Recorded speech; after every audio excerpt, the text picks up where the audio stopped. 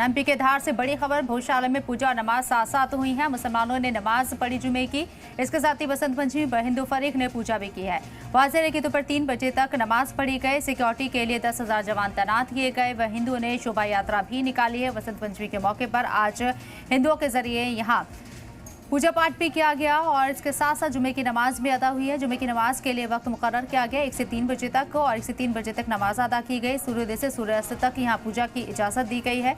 Supreme court की तरफ से पूरा मामला सामने आया। एमपी के धार से ये बड़ी खबर आपको दिखा रहे हैं और इसके लिए इंतजामिया पूरी तरीके से अलर्ट नजर आया है। 10,000 से ज्यादा जवानों को चप्पे चप्पे पर तैनात किया गया था क्योंकि पूरे माहौल को देखते हुए किसी तरह का कोई तनाज़ा ना हो और दोनों ही काम यहाँ पुरसकून से अंजाम पाए, इसको लेकर इंतजामिया बेहद अलर्ट था। 10,000 से ज्यादा जवान यहाँ तैनात किए गए। सिक्योरिटी के लिहाज से हिंदुओं ने शोभा यात्रा भी निकाली है। तस्वीरें आपको दिखा रहे हैं। एमपी के धार से बड़ी खबर है। वाज़ेह रहे कि भोजशाला तनाज़ा लगातार सुर्खियों में रहा है और अब यहाँ नमाज भी अदा होती है और कई मौक़ों पर मंगल के रोज यहाँ पूजा की इजाजत भी है। ऐसे में बसंत पंचमी जुमे के रोज पड़ रही थी तो किसी तरह का कोई तनाज़ा ना हो, टकराव ना हो, इंतजामिया के जरिए पूरा बंदोबस्त यहाँ किया गया। 10,000 जवानों को यहाँ तैनात किया गया और पूरी निगरानी में नमाज भी अदा हुई और पूजा पाठ भी हो रहा है। इसके साथ साथ आपको बता दें शोभा यात्रा भी निकाली गई है। भोजशाला में पूजा और नमाज साथ साथ अदा किए गए।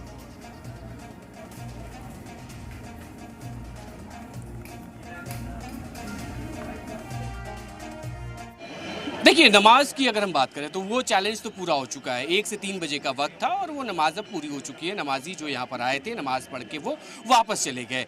दूसरी तरफ माता सरस्वती के जो दर्शन करने के लिए लोग आ रहे हैं उनकी संख्या लगातार बढ़ रही है। सुबह बहुत ज़्यादा भीड़ थी, अब से कुछ देर पहले थोड़ी सी भीड़ कम हुई, लेकिन अब भीड़ एक बार फिर से बढ़नी शुरू हो गई है। शाम को 6 बजे तक का वक्त था।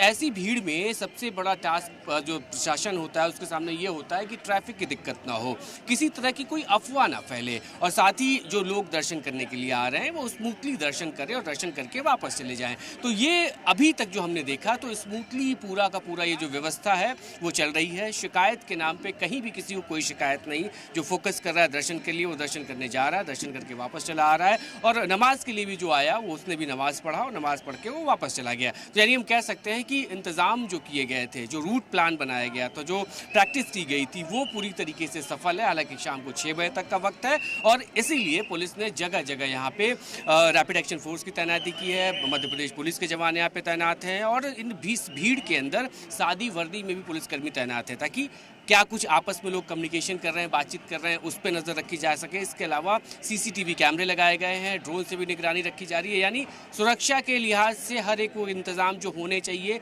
वो इंतज़ाम किए गए और सबसे बड़ा मकसद ये था क्योंकि ये पूरा का पूरा मामला देश की सर्वोच्च अदालत सुप्रीम कोर्ट से आया था आदेश, तो उसका पालन और उसमें कोई त्रुटि कोई चूक ना हो उसका पूरा का पूरा पुख्ता इंतज़ाम किया गया और अब कार्यक्रम पूरा अब हम ये कह सकते हैं समापन की ओर आगे बढ़ रहा है।